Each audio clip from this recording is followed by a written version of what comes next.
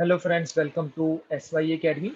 Friends, ये जो chapter है स्टेट जमींदार पीसेंट्स, यही था ना कुछ चैप्टर्स का नाम, तो थीम बेस्ड होते हैं।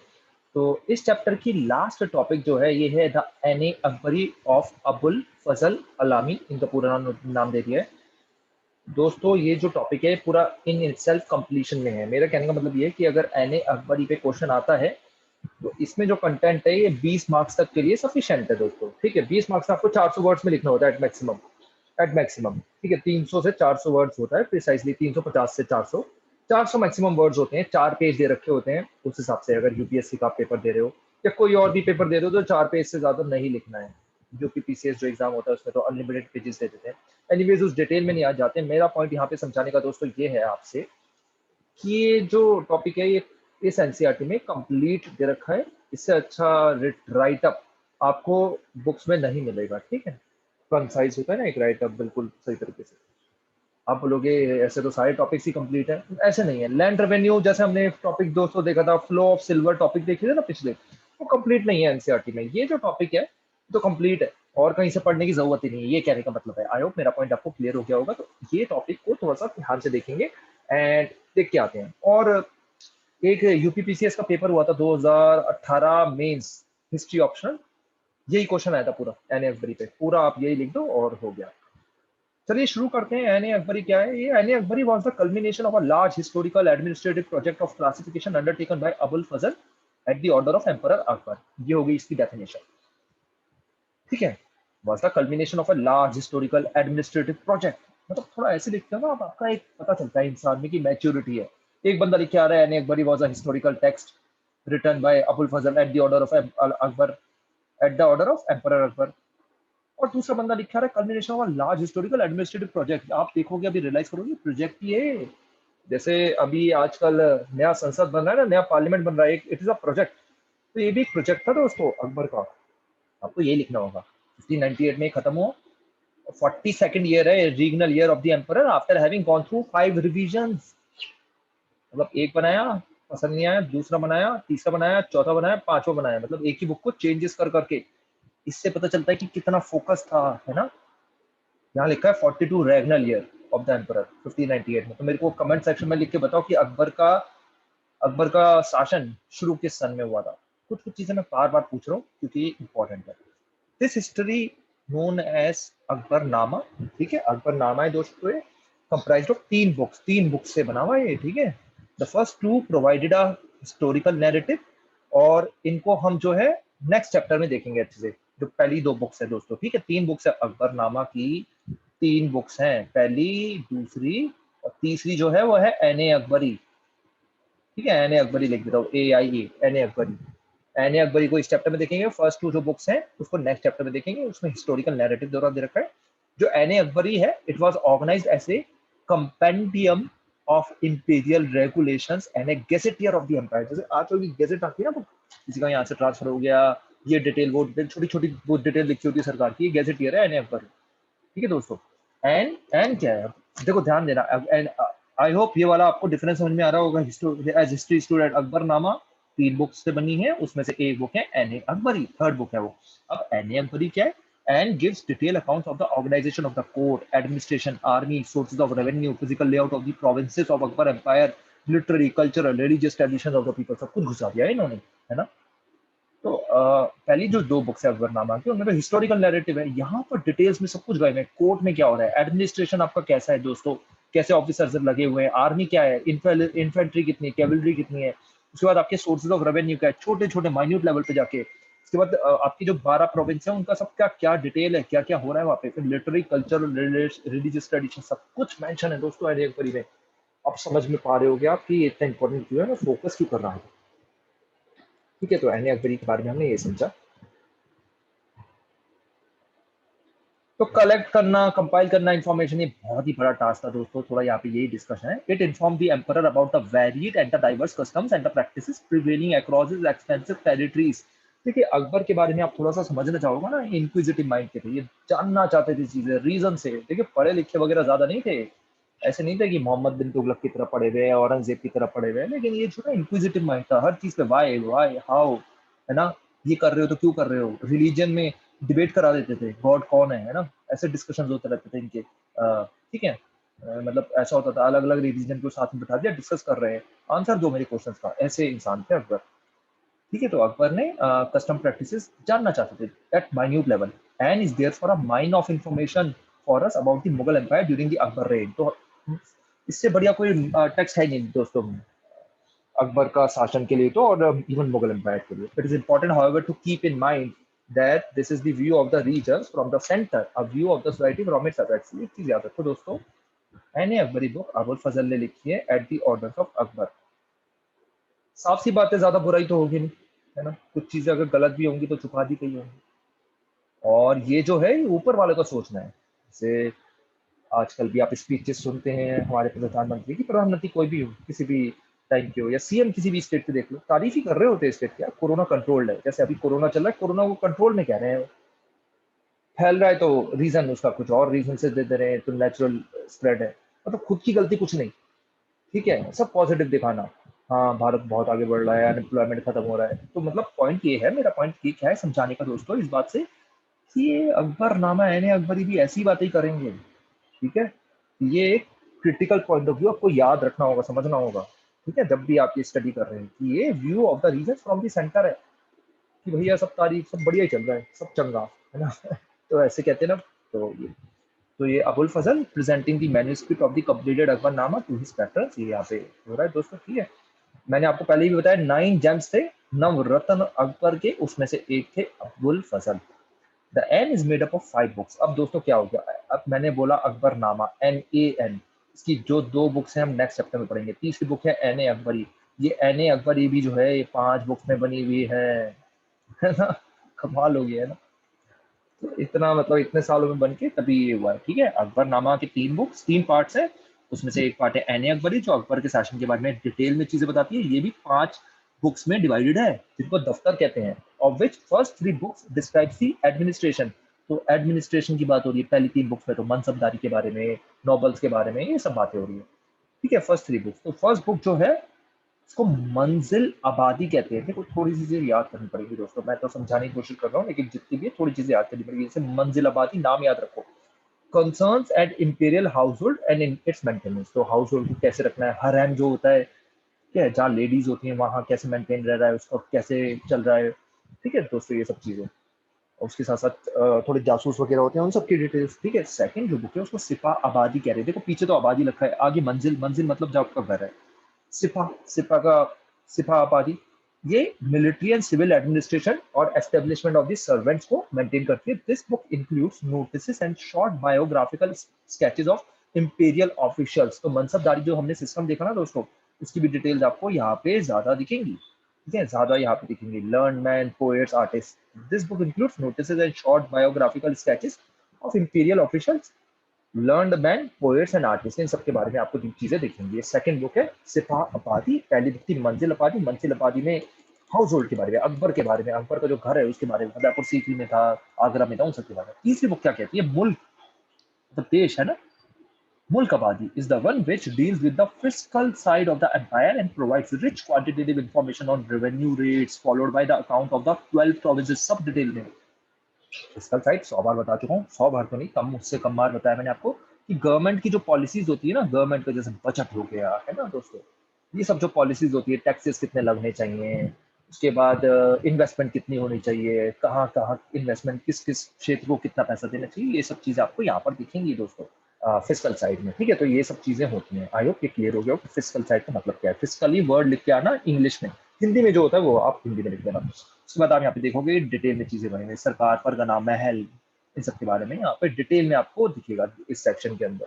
ये जो तीसरी बुक है, after setting out details at the suba level and goes out to give a detail picture at the sarkar level. सुबा के भी नीचे, सुबा के नीचे सरकार है, उसके उतने लेवल तक जा रही है। ठीक है, प्रोविंस, परगनास, मैं, ये सब हो गया, अब तो सरकार लेवल पे आ गई है। और इसमें आप देखो तो डिटेल, बहुत ज्यादा डिटेल, टेबल्स बनी हुई है। This it does in the form of tables, tables which have 8 columns giving the following information. महल, किला, अराजी, है ना, इन सब के बारे में बता रही है। तो यहाँ पे एक चीज देखो, मैंने जो अंडरलाइन इसलिए क्योंकि कर रखा है, ये बताने के लिए कि जमींदार कॉलम, जमींदार के बारे में बता रहे, column 7 and 8 contain details of the caste of the zamindar and their troops including their horseman, foot soldiers, elephants. मतलब आपने तो यार पूरा उस समय में, पहले तो अप्रिशिएट करने की कोशिश करो, 16वीं सदी की बात हो रही है, 21वीं सदी की बात नहीं हो रही। आज भी सर्वे वगैरह करने में हवा निकल जाती है सरकार की। 16वीं सदी में ही आपने इतनी डिटेल्स ले ली। मतलब जमींदार की एक तो कास्ट जान लिया, उसके पास भी कितने ट्रूप्स हैं, कितने फुट सोल्जर हैं, कितने एलिफेंट हैं, ये भी जान लिया आपने, और ये सब आपने एक किताब में लिख दिया। ठीक है, ये तीसरी बुक के बारे में बात हो रही है अभी भी। आई होप ये पॉइंट समझ में आ रहा होगा। फोर्थ और फिफ्थ बुक जो है दोस्तों, चौथी और पांचवी बुक जो है, it deal with the religious, literary and the cultural traditions of the people of India, also contains Akbar auspicious sayings. तो अकबर जो सब बड़ी बड़ी बातें करते थे ना, जो भी आपको दिखेंगे वो ये यहाँ पे लिखी हुई है ना।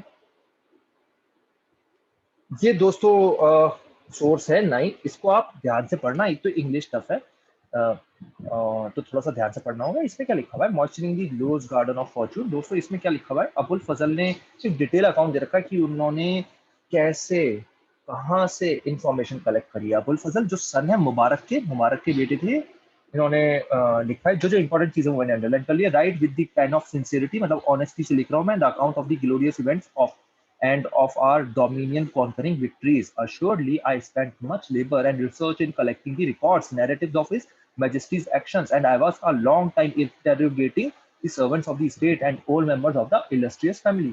छोटी मोटी चीज नहीं है, कितने लोग इन्वॉल्व होंगे, एक अकेले अबुल फजल इन्वॉल्व नहीं थे, तो उन्होंने और लोग भी थे उनकी टीम में, सबसे उन्होंने चीजें पूछी है ना, डिफरेंट डिफरेंट लोगों से। यहाँ पढ़ेंगे उन्होंने सोर्सेस कैसे लिए। I obtain the chronicle of the events beginning at the 19th year of the divine era. मतलब ये इन्होंने 19th ईयर में शुरू करा था। When the record office was established by the enlightened intellect of his majesty and from its rich pages I gathered the accounts of many events. तो इन्होंने बोला हमने ग्रेट पेन हुआ, ये हुआ, वो हुआ।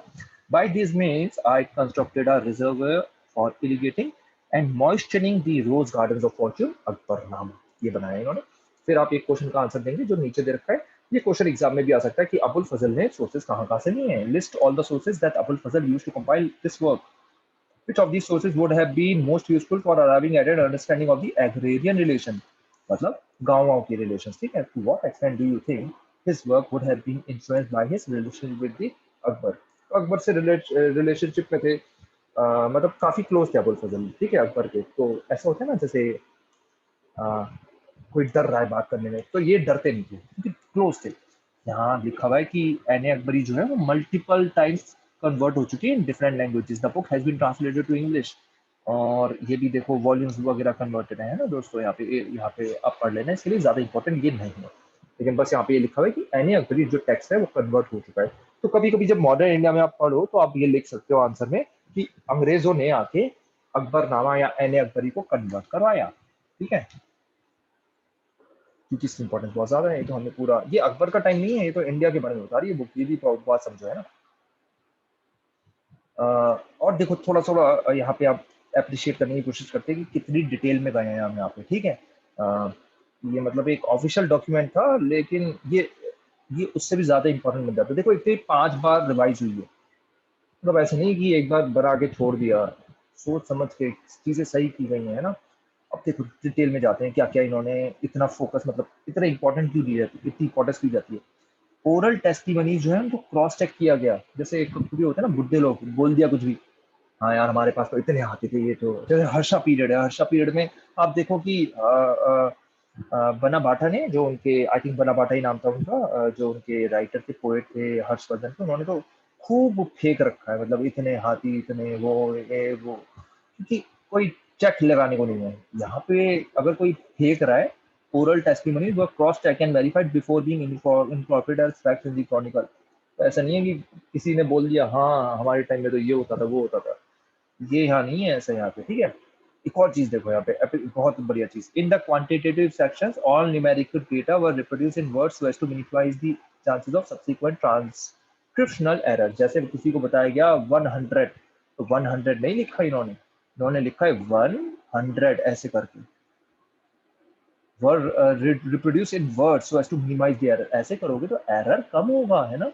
देखो छोटी छोटी चीजें इन्होंने कितनी ध्यान से करी, कितने ध्यान से इन्होंने लिखी। एक सवाल का आंसर दो मेरे को आप, एने अकबरी किस लैंग्वेज में लिखी हुई है, कमेंट सेक्शन में लिखो। एने अकबरी किस लैंग्वेज में लिखी हुई है, ये यहाँ पे नहीं लिखा हुआ, तो आप पढ़ो और लिखो। Historians who have carefully studied the end point out that it is not without its problem. Problem सब में होती है दुनिया में, इसलिए जैसे numerous errors in totaling have been detected, कुछ error, and these are generally minor and do not detract from the overall quantitative veracity of the manual. तो error तो है, इसमें कोई डाउट ही नहीं है। एक error मैंने आपको पहले ही बता दिया कि ये तो टॉप का व्यू है, लोगों का व्यू नहीं है। Another limitation is somewhat the skewed nature of the quantitative data, जो आपको दिखेगा कुछ डेटा में आपको इशू दिखेंगे, स्पेशली प्रोविंस लेवल पे। Data were not collected uniformly from the provinces, ये एक इशू है दोस्तों। 12 प्रोविंस थे, कुछ जो प्रोविंस दूर हो गए आगरा से, वहाँ का अच्छा सा रिकॉर्ड नहीं है। जैसे for instance, while for many subhas detailed information were compiled about the caste composition of the zamindars, such information Bengal और उड़ीसा के बारे में अवेलेबल नहीं है। मतलब कास्ट कंपोजिशन जो है ना उसकी detail information was compiled about the caste composition of the zamindar, पर सब प्रोविंसेस की है, लेकिन बंगाल उड़ीसा की ऐसी नहीं है। Further, while the fiscal data from the subhas is remarkable for its richness, some equally vital parameters such as prices and wages for these same areas are not well documented. ठीक है, तो काफी कुछ अच्छी चीजें लिखी है, लेकिन some vital parameters such as prices and wages नहीं लिखे लोगों के इसमें बुक में। उसके बाद the detailed list of prices and wages that the and thus provide is mainly derived from the data pertaining to areas in and around the imperial capital of Agra. इन्होंने क्या करा, आगरा में जो प्राइसेस एंड वेजेस थे उसी को थोड़ा सा आगे बढ़ा के एक्स्ट्रापोलेशन एंड इंट्रापोलेशन बोलते हैं, अंदाजतन उन्होंने बोला बाकी एरियाज का भी इतना ही होगा, is therefore of limited relevance for the rest of the country.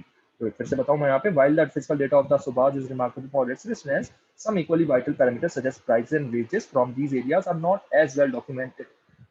The detailed list of price and wages that the and does provide is mainly derived from the data pertaining to इन और around the areas of Agra का लिख दिया, क्योंकि आगरा में imperial capital थी दोस्तों, अकबर की capital Agra थी, बादशाह शाहजहां की कैपिटल दिल्ली उन्होंने बाद में शिफ्ट करी।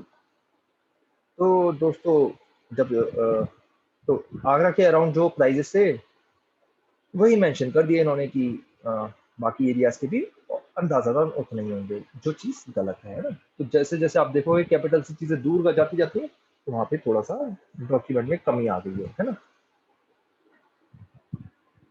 लेकिन ये चीज समझने की कोशिश करो, physical data for the subas richness है उसकी, बट कुछ कुछ पैरामीटर्स मिसिंग है। तो ये याद रखना कि जब भी जैसे एने अकबरी जैसे टेक्स्ट की जब आपसे पूछा जा रहा है ना, क्रिटिकली एनालाइज करो, तो 80% तारीफ करना, 80-90%, 10% बुराई करना। कहीं ऐसे मत कर देना 60% तारीफ करी, 40% बुराई, या 50-50।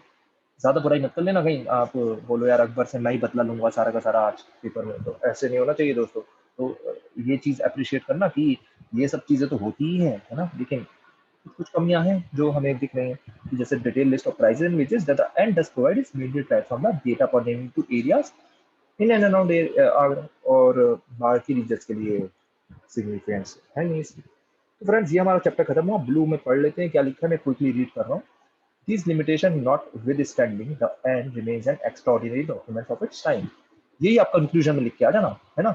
हाँ लिमिटेशन है, लेकिन ये स्पेशल स्टिल एक्स्ट्राऑर्डिनरी है। By providing fascinating glimpses into the structure and the organization of the Mughal Empire, and by giving us quantitative information about its products and people, Abul Fazl achieved a major breakthrough in the tradition of medieval chronicles, who wrote mostly about remarkable political events, war, conquest, political machinations, and dynastic turmoil.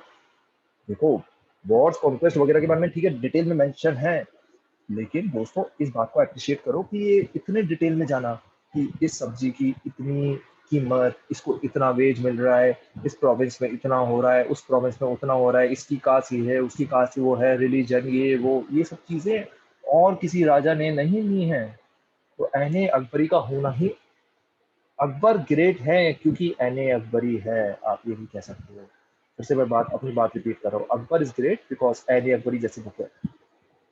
Information about the people and its country and its products are mentioned only incidentally and as embellishments to the essential political thrust of the narrative. तो मतलब यहाँ पे क्या लिखा है, information about the country and its people and its products are mentioned only incidentally, मतलब ज्यादा उन चीज पे फोकस नहीं किया गया है, लेकिन कल्चर, ट्रेडिशन, इकोनॉमी, सोसाइटी, इन सब चीजों पर फोकस है। The end completely departed from this tradition as it's recorded information about the, एक चीज को मैं फिर से रिकरेक्ट करूंगा, थोड़ा सा मैंने सेंटेंसेस को यहाँ पे गलत रीइंटरप्रेट करा है इसको, तो यहाँ पे फिर से पढ़ना शुरू करते हैं। Abul Fazl achieved the major breakthrough in the tradition of medieval chronicles, who wrote mostly about remarkable political events, wars, conquest, political machinations, dynastic turmoil। मतलब अबुल अबुल फजल जो है, it's a major breakthrough in the tradition of medieval chronicles. जो medieval की chronicles मतलब अलग अलग books जो generally लिखा करती थी war, conquest, political machination, dynastic turmoil के बारे में। ठीक है दोस्तों, information about the country and its people and its products were mentioned only incidentally as embellishment to the essential political thrust of the narrative। इसका कहने का मतलब ये है दोस्तों, मैंने जो पुराना बोला उसको थोड़ा सा करेक्ट कर लेना, थोड़ा मैंने गलत उसको इंटरप्रेट करके आपको बताया। जो पुरानी और अदर बुक्स मिलेंगी आपको मेडिवल टाइम्स की, उसमें जनरली डायनेस्टिक हिस्ट्री, वॉर्स, ये सब के बारे में बताया गया। पीपल, प्रोडक्ट, कंट्री, उसके बारे में ज्यादा डिटेल नहीं दी गई है बाकी बुक्स से। लेकिन एन ए बड़ी कंप्लीटली डिपार्ट करती है इस ट्रेडिशन से। ये it record information about the empire, people of the India, ठीक है, उनके रिलीजन क्या है, कास्ट क्या है, thus constitutes a benchmark for studying India at the turn of 17वीं सदी। The value of and quantitative evidence is uncontested where the study of agrarian relation is concerned। इससे बढ़िया कोई टेक्स्ट नहीं है एग्रेरियन रिलेशन के बारे में। एग्रीकल्चर के बारे में हमें ज्यादा डिटेल पता ही नहीं बाकियों के बारे में, क्योंकि बात ही नहीं करी उन्होंने। राजपूत हो गए, मराठास हो गए, सल्तनत में जैसे और बाकी हो गए, जैसे इल्तुतमिश हो गया, इल्तुतमिश का टाइम हो गया है ना दोस्तों, इनके बारे में पता ही नहीं कुछ, जब टेक्स्ट ही नहीं है कुछ, लेकिन ये टेक्स्ट देखो डिटेल में लिखा हुआ है यहाँ पे, डिटेल में। जब डिटेल में आप लिखोगे तभी तो वो हिस्ट्री बन पाएगी, ठीक है। तो हिस्ट्री वो बनी, अकबर का टाइम पीरियड हिस्ट्री बना, अप्रिशिएट अभी भी किया जाता है, आगे भी किया जाएगा, ठीक है। But it is the information it contains on people, their profession, trades, and on the imperial establishment and the grandees of the empire, which enables the historian to reconstruct the social fabric of the India at that time. So, the value of the and quantitative evidence is uncontested where the study of agrarian relation is concerned। साथ में हमें people, उनके professional, trade, imperial establishments, empire कितना great है, इस सब के बारे में हमें चीजें बताती हैं। फ्रेंड्स, ये था हमारा डिटेल। ये जो एंड में लिखा हुआ है कंक्लूजन, इसको थोड़ा सा 2-3 बार अपने नोट्स में खुद लिख लो, जिससे आपका हाथ बैठ जाए। और मेरा तो सजेशन ये है कि ऐसा ही कंक्लूजन आपको अगर एन अकबरी पे क्वेश्चन आता है तो आप लिख देना, ठीक है। तो friends, that's all from my side. कोई भी डाउट हो कमेंट सेक्शन में लिखो, वो डाउट आपका पूरा कर दिया जाएगा। आई होप मैंने यहाँ पे जो कंफ्यूजन क्रिएट किया था वो थोड़ा आपको दूर हो गया होगा। तो बाकी बुक्स जो है वो बात करती हैं वॉर के बारे में, डायनेस्टिक हिस्ट्री के बारे में, है ना। लोगों के बारे में तो बात ही नहीं करती वो, एग्रेरियन रिलेशंस के बारे में बाकी बुक्स बात ही नहीं करती हैं। वो सिर्फ बात करती है वॉर, कंक्वेस्ट, पॉलिटिकल मशीनेशन, मैंने अफगानिस्तान पे कब्जा कर लिया, मैंने यहाँ डेक्कन पे कब्जा कर लिया। लेकिन एनी अकबरी बात उसकी भी करती है, लेकिन it focuses upon agrarian relation, people, empire, है ना, और जो कंस्टिट्यूएंट छोटी छोटी चीजों पे। तो ये आई होप मैंने अपने आप को क्लियर कर दिया। Thank you and take care.